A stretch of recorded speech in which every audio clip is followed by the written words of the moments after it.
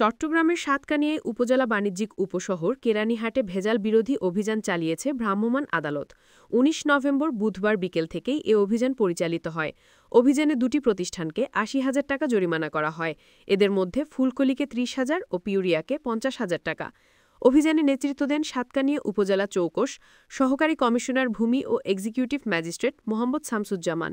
এ সময় বিএসটিআই কর্মকর্তা, সাতকানিয়া উপজেলা সিআরবি কনজিউমার রাইটস ভোক্তা অধিকারের সভাপতি আবদুল্লাহ আল মামুন, সহসাধারণ সম্পাদক আব্দুল আজিজ ও সাতকানিয়া থানা পুলিশের এএসআই নুরুদ্দিনের নেতৃত্বের একটি টিম এবং আনসার সদস্যরা বিশেষভাবে সহায়তা করেন। অভিযান পরিচালনাকালে সহকারী কমিশনার ভূমি এক্সিকিউটিভ ম্যাজিস্ট্রেট শামসুজ্জামান বলেন,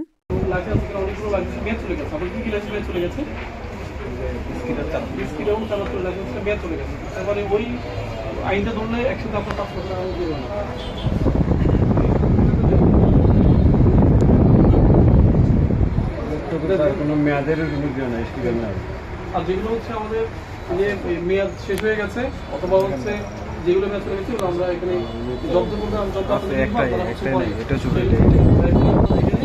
বাড়িতে যেখানে আছে এগুলো আপনারা করে ফেলবেন।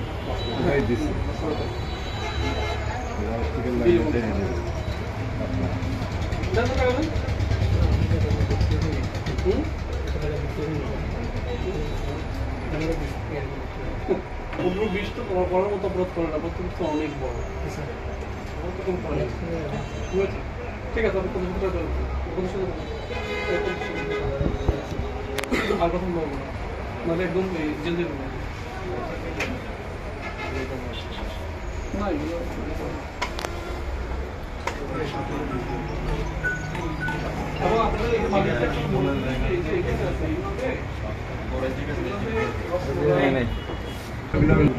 গম লাগে ভিডিও করে